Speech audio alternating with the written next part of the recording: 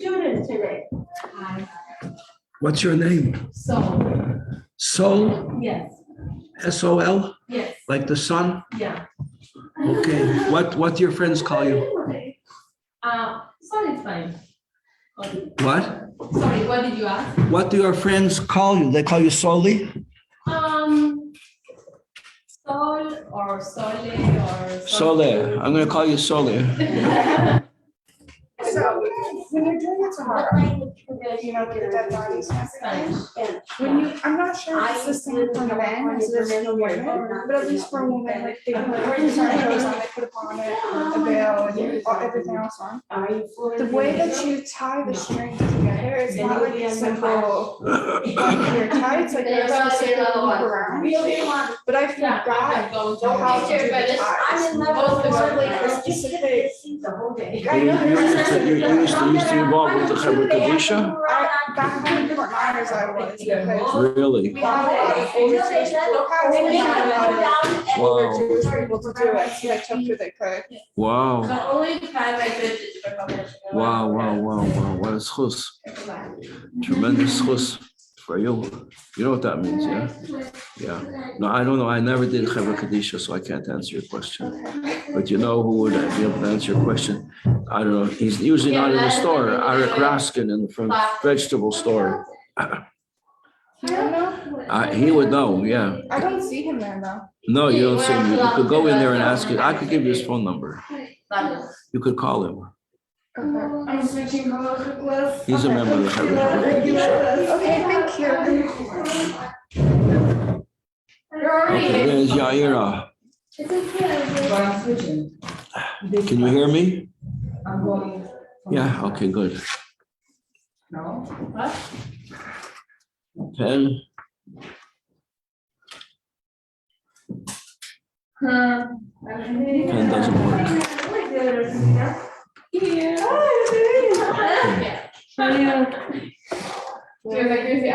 Okay, Chaya Atkins, Hannah.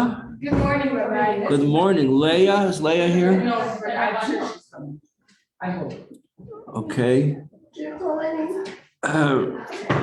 Yeah, I called you Chaya. Rachel, no. Rivka, is Rivka here? Not yet. Rachel O'Connor.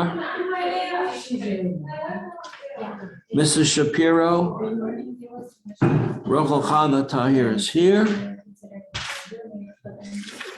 Sole, are you from Argentina? Yes, I am.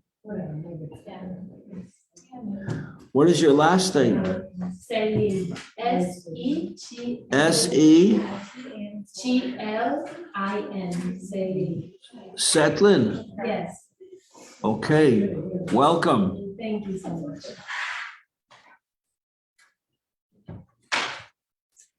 Yaira is online, right?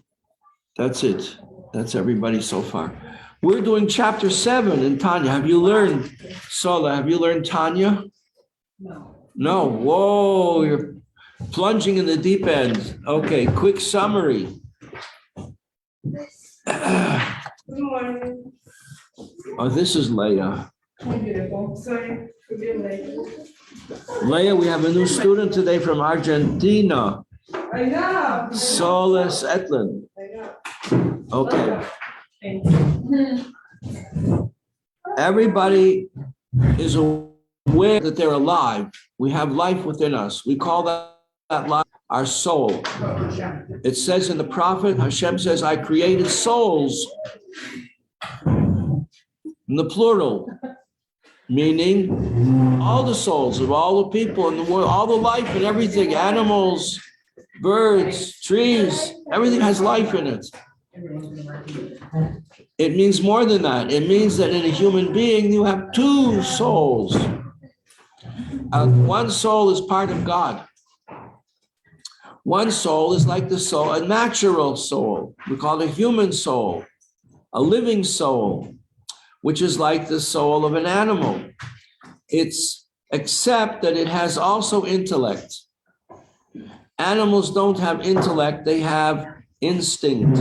They're programmed.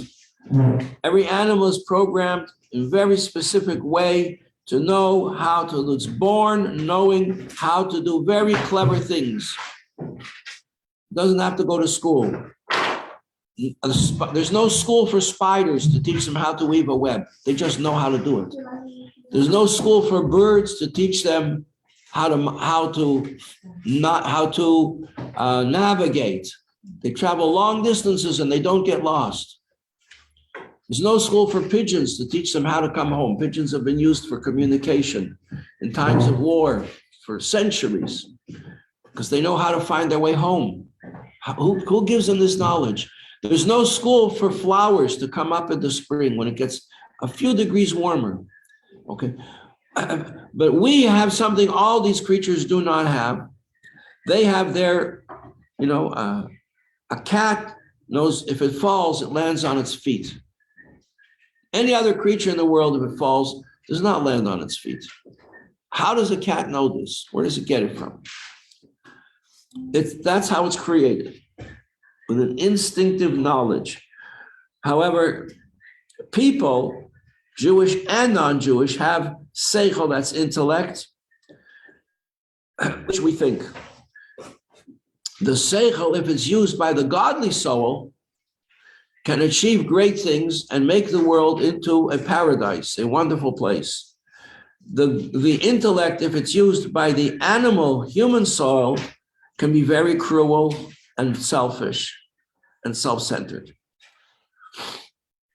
So it comes out that either soul, the godly soul or the human animal soul, has three garments, three sets of clothes. Same garments, but with a different slant. The garments are what you do. What you do tells us who you are. When I was in school, good morning, Gianna. When I was a schoolboy in grade 11, grade 10, grade 11, they taught us, so I was, how old was I? 14 years old, that to understand a character in literature, you have to write a list of things that you learn that they do. What do they do in this story? That tells you who they are. So if you have to write a character sketch or an appreciation, you're going to start with, well, what do they do? And then you're going to go deeper and say, well, what do they say? What do they talk about? What opinions do they have? And sometimes the writer will let you know even what they think.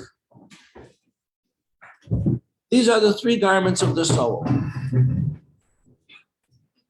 They are garments of the godly soul, and they can be garments of the animal soul.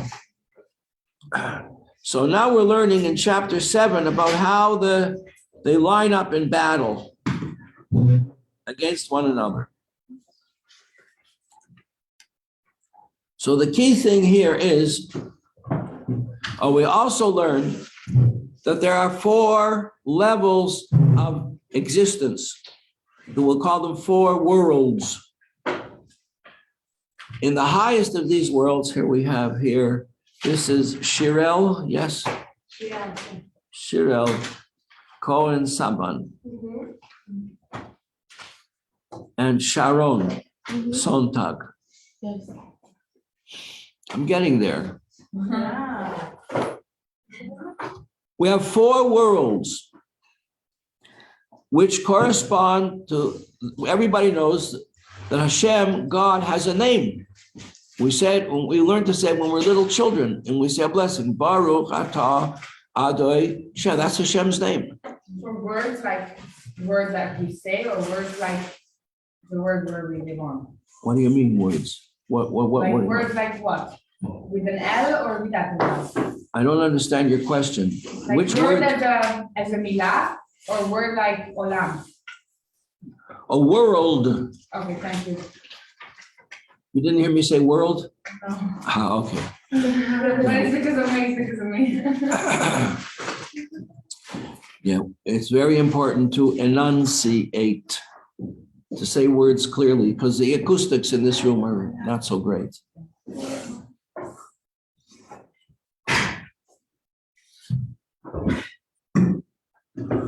Ronnie, you're here. I'll mark you here. Hani Weiss. Got it. Okay, see, it takes me a while. We're getting there. Where is Batya? Where is Batya?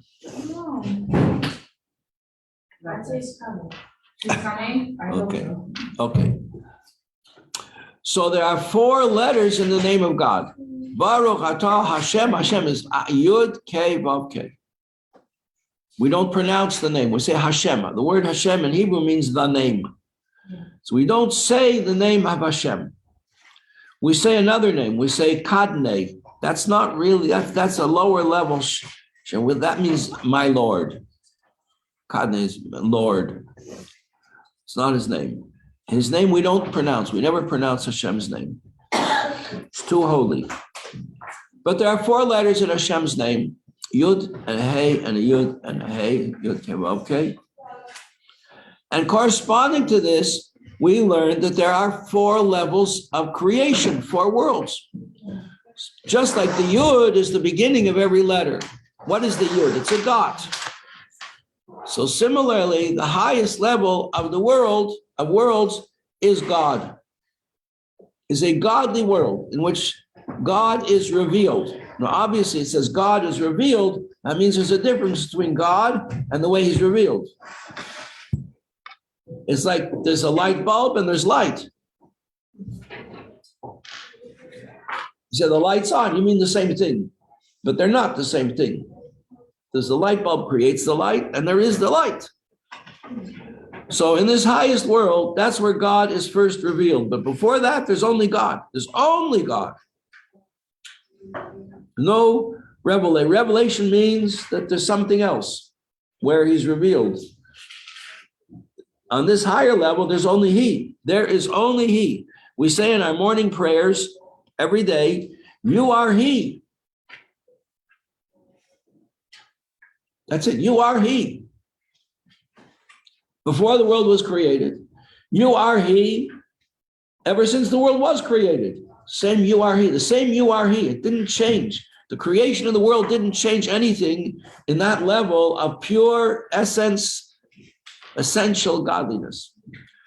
Then we come into the world of creation. For there to be a creation, we have to hide that very intense godliness, because if it's shining, then there's no room for anything else. So we have to hide some of it. Now we can have a creation, a world where things exist. Still, it's very, very high and holy. There's no, it's just for high angels, things that are completely servants, subservient to the will of God. So we have to come down to another level, which is much lower, where Hashem is, where godliness is even more hidden, so that now we can begin to conceive things. We can have things in the world, not just angels. We can have things, tables and chairs, trees and animals, but not really physically yet. This is just the idea of things. So we call this a world of forms, a world of forms. Here's Batya.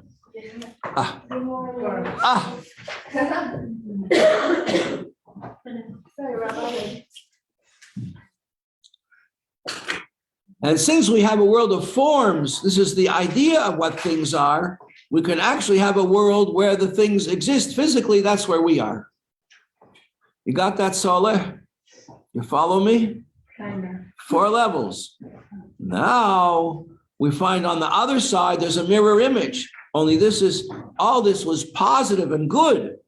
Now on the other side, there's a mirror image that's not positive. It's not good. And that's the source of all the negative, bad things in the world. Why do we have to have bad things? Why do we have to have bad things? Because without the bad things. Because if you don't have any bad things, you can't choose to do the good thing. Here's Shoshana. She chose to get up this morning. Kol hakavod. More power to you.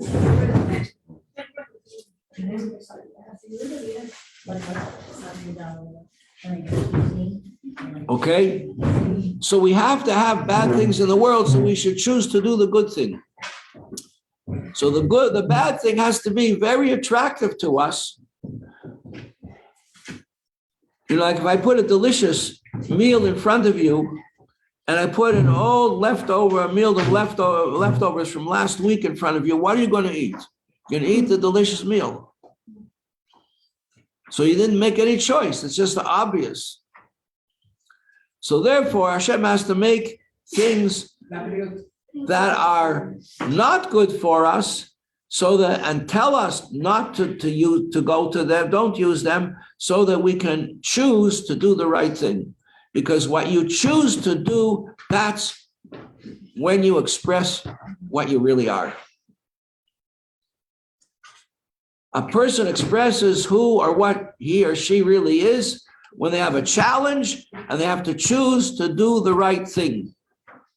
That's what life is all about. So we have 4 negative worlds, just like we have 4 godly worlds. We have 4 negative worlds, which is the source of life of all the things that we're not allowed to do. Why are we not allowed to do them? Because they're very powerful. They're very, very powerful. And we could become enslaved to them. We could become addicted to them. And then we're not independent. Then we have no choice anymore. We lose our choice because we gave our choice away to the negative forces. And now we become a prisoner. We become their prisoner. Okay, so this is what chapter 7 is all about.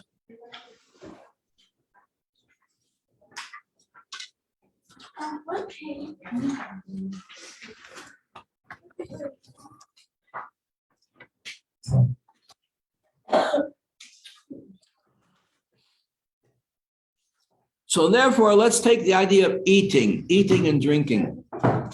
That's a very hard challenge in life. Take it from me. To eat with a godly thought is not so easy. It's so obvious that you want to do it, but it's not so easy. Because you're hungry and the food looks so good and you want to just eat it. You have to stop. Remember, there's a God in the world. That's why, by the way, Soleh, we want to look up every morning on the way to the yeshiva, or if we're not going to yeshiva, we still have to look up and behold the heavens above us. Every youngster in a Jewish home learns what we call the watchword of our faith, the fundamental prayer of a Jewish person, the last thing he says before he or she leaves the world, Shema Yisrael, Hashem Elokeinu, Hashem Echad, Hear, O Israel, Hashem is our God. He is the one invisible God of the whole, creator of the whole world.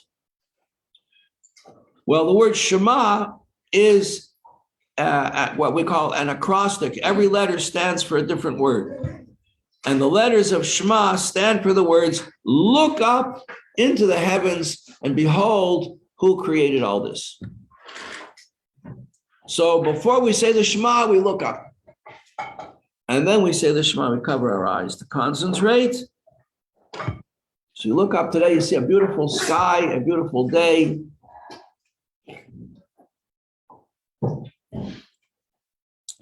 And if I'm going to eat or drink my cup of coffee, oh, here's the cup of coffee. How do you like that?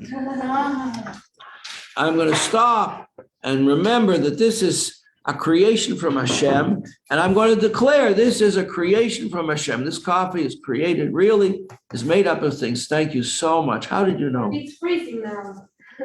It's freezing out? No, it's freezing. It's freezing now? It's still a little bit warm. Okay. Baruch atah Adonai Eloheinu melech ha'olam shehakol niyah b'dvarei. So hopefully this will make for a better shir. So now the energy that goes into creating this cup of coffee is connected by my words, is connected to its source in the source of all life. So if we eat like that, then the life in the food goes up and is included in its source and godliness. But if I just took it and drank it without saying a blessing, then it belongs to the other side. To the other side. Now here, so you didn't see this, but this is a good illustration of what it means that there's two sides to everything. There's a good side and there's an equal opposite side. You know what this is? When I was a child in school, like around 10 years old, we used to do these things. You know what this is? You'll never guess. Who could tell her? Tired doing push-ups on a mirror. Did you hear that? She said it's a spider doing push-ups on a mirror. Get it? So if we don't say the blessing, it goes to the other side. So if a person drinks just because he likes to get drunk, or he eats just because he loves to eat, I love to eat, then the life goes to the other side. And it generates negative energy. So that if a person is like inconsiderate, says something not nice, doesn't welcome the new student, or makes fun of somebody who's a little bit different, that generates negative energy. The person who is embarrassed feels bad. They feel humiliated. And then they go and they don't behave happily. They're not happy campers. So they don't do happy things. They don't do things happily. And because they don't do things happily, that makes other people unhappy. And so it becomes a chain reaction, one thing after another, one negative thing after another, until comes out a lot of negative things. Like a person, the story of a person who once was driving down a lonely road at night and got a flat tire.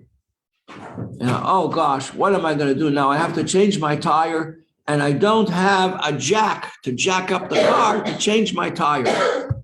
But he sees a light in the distance. There's a farmer. There must be a farmer there. He might have a jack. And he starts walking towards him and he's thinking, is this farmer going to help me? Maybe he's not going to help me. Maybe I'm not the first guy that comes and bothers him in the middle of the night. Maybe I'm going to wake him up out of his bed and he's going to be very angry at me. He's just going to shout at me and tell me to get lost. Why am I even going to him? It's just going to be a humiliating experience. There's no reason. Why am I putting myself through all this? And he's so talking himself out of what's going to happen. He's so full of negative thoughts. By the time he gets to the thing, he knocks on the door. The farmer comes to the door. He says, you know, you can take your jack and go jump in the lake. He slams the door in his face. That's what happens. When a person starts thinking negative things, it keeps on going and going and going until it eventually comes back to you. And somebody's going to be, you start out, you humiliated somebody else with making a joke about some girl's new glasses or her new shoes. You think they're funny, you make a joke about it. Eventually it's going to come back and someone's going to make a joke about you. It's just going to go like this, like a chain reaction, around and around and around and around until it comes back to you. That's what they say. What goes around comes around. What you give out is going to come back at you. Measure for measure. So what that means is that when we do a good deed, it generates good energy. And that good energy is going to come back at us, and people are going to do good things to us, for us, with us. But if we do negative things, it's going to generate negative energy, which is going to go around and around and around until that negative energy comes back and pays us back because we started it. So that's the whole point. That if a person eats because he's hungry, just because he's hungry, or drinks because he likes to get shikar, then that schleps the life down, now explains it according to Hasidus, into the area of the negative forces. Now the negative forces possess and control that energy, and they're going to give it back to you measure for measure. That's the idea of the concept, measure for measure. The Egyptians, right? The Egyptians, for instance, were punished measure for measure at the Sea of Reeds. They took the Jewish children and said the Jewish children have to be thrown into the Nile River. So what happened? The children of the Egyptians were drowned in the Red Sea. Measure for measure. They made the Jews slave to gather straw and make bricks for their buildings. So in the end, when they chased the Jews with their chariots, chased the Jews into the sea, the chariots bogged down in the ocean. And the mud, that they punished the Jews with mud, so they were punished with mud. Measure for measure. There's an uncanny justice to what happens in the world. Okay? So this is described as when we say that there's 4 worlds of holiness, on the other side, there's 4 worlds of unholiness. And the life, negative life, gets drawn down into these 4 worlds of unholiness. They are called klippas. Klippa in Hebrew means a shell, like the shell of a walnut. You can't eat it. It has a function, but you can't eat it. So the Torah says, stay away from that. It has to be, it's part of creation, it's part of God's creation, but that's part of creation we don't get involved with. There are certain things the Torah tells us, don't get involved with these things. They're going to be harmful to you. When I was a child, nowadays, if a person falls and gets a cut, you put bacitracin on it, right? Is that what you use nowadays? Bacitracin. When I was a child, we had iodine. Iodine is red, it's a liquid. You put on a cut and it stings. It burns the area, any germs in the area, burns them up. We didn't get iodine on our cuts when we were kids. But on the bottle, little bottle of iodine, there's a skull and crossbones. To warn you, don't drink this. It's going to hurt you very, very badly. It's good for your cut. It's not good for your tummy. It's going to burn your stomach. It could kill you. So don't drink it. So all the things the Torah tells us do not do. Do not believe it. Do not worship idols. Do not take Hashem's name in vain. We read this week, in the parsha this week. Do not steal. Do not commit adultery. Do not murder. Do not hurt anybody else. Do not be jealous of what your neighbor has.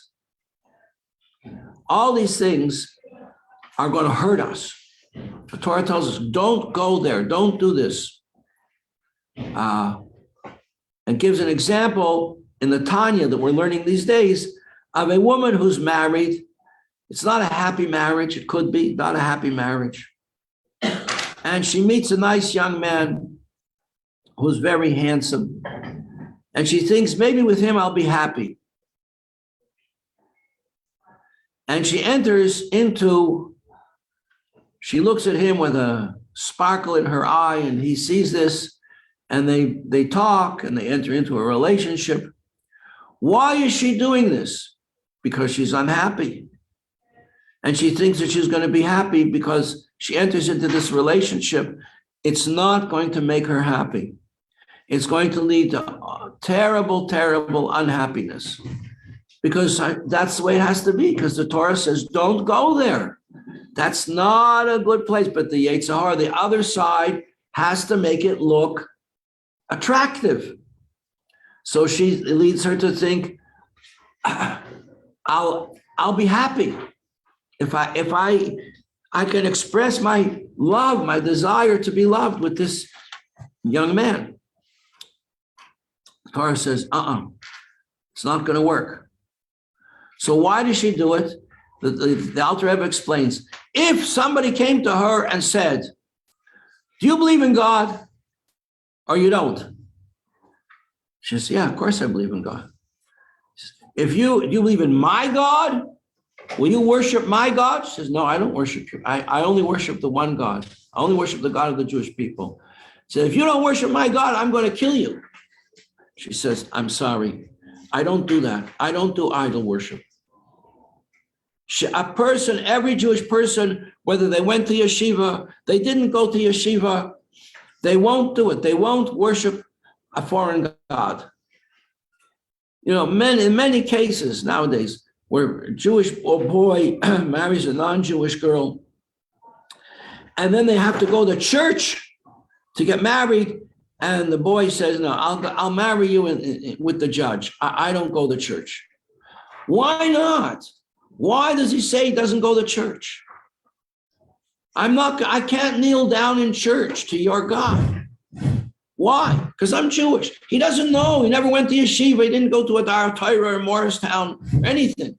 He just knows I'm Jewish. I don't do idol worship. And he'll give up his life. If there's a war and there's a persecution of the Jews, heaven forbid, he'll give up his life. He won't worship the idols. He won't become a Muslim, and he won't become a Christian. He won't. Well, who is this guy? I forget his name now. It should be emblazoned in my memory. He was a writer, a very talented writer. He wrote for the Wall Street Journal. Remember this?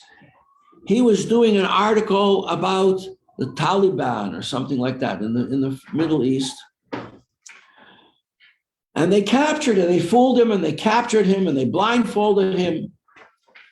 And eventually they slit his throat. He was married to a non-Jewish girl. So he left Judaism. What were his last words? His last words were, I am Jewish, my father is Jewish, my mother is Jewish. So you see, this is such a clear example. The mayor of New York, Ed Koch, the former mayor, he said, I want those words on my headstone, on the stone where they're going to bury me. This Jew who married a non-Jewish girl, talented young man, had no connection with his Yiddishkeit, but the last words he said was, I'm Jewish. And this is something the Alter Rebbe writes in the Tanya these days, that every single Jew, even a most alienated Jewish person, just knows that he's Jewish. He'll give up his life and he won't worship an idol. So why will this girl start having a relationship with the UPS driver? Why? Because she's unhappy? Because she thinks that this is on a different level.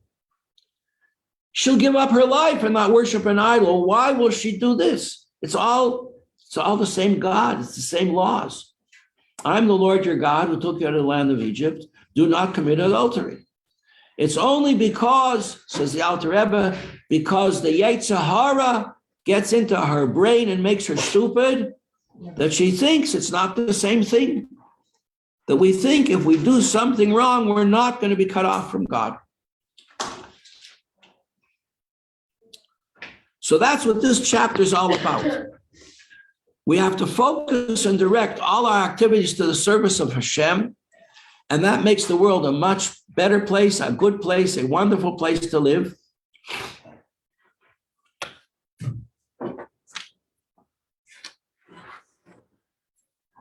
And not do things that Hashem tells us to stay away from them, which create all kinds of forces of negativity in the world. That's what this chapter is about. And it gives examples like this. When you drink a cup of coffee, you stop and say a blessing. Or on Shabbos, a Yom Tov, the things that you eat, you elevate them just by using them on Shabbos and Yom Tov because you're celebrating the holiness of these days, which are a gift from God. Or at the beginning of the class, you take attendance because that gets everybody sort of into the feeling of the class that we're going to learn together. Excuse me. These tissues, you know, that everybody's buying, they're less expensive than the old-fashioned tissues. So people buy them, but you have to use twice as many. They don't save anything. And then this is what we're up to yesterday, page 118 and 119. The word in Hebrew for something that's permissible is mutter. Is this mutter? Is this permissible?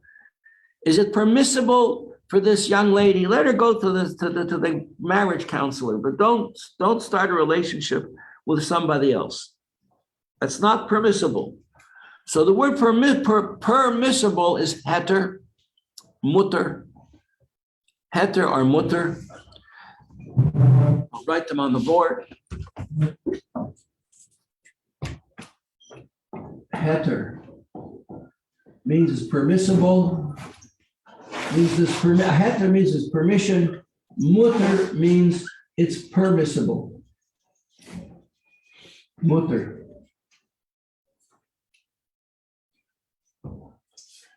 And the opposite is asur. Asur means prohibited. What's the difference between? Forbidden.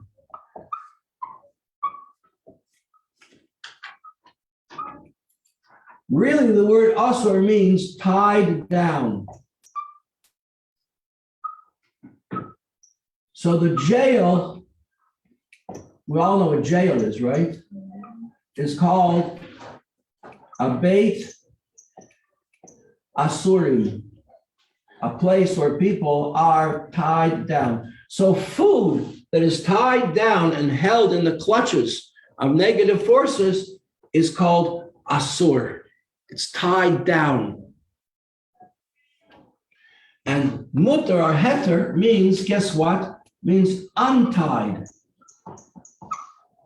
The life in this food is not tied down. And by saying a blessing, you can release it. Because it's in the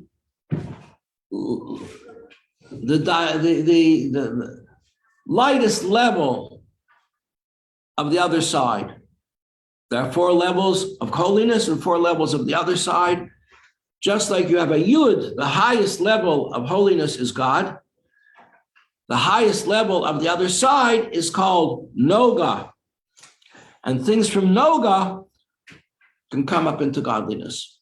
That's the source of everything in the world that's permissible. Like athletics, skiing, shopping, cooking, making clothes, doing gymnastics, whatever you like to do. It's all permissible. If we do it just because we like it, it's okay, but it's not holy. If we do it in order to have that there's a godly purpose in it, then it becomes holy. So there was a friend of mine, he was a scholar in Greek literature and Greek philosophy. And the Rebbe told him he should be a professor in the university. He said, but I want to learn Torah. He said, if you'll be a professor in the university, you'll bring many young people to Torah. Thank you very much. Thank you. So this was all a review for the new students and for the old students too, to know exactly what we're up to. We're going to continue tomorrow, Bezos Hashem, page 119.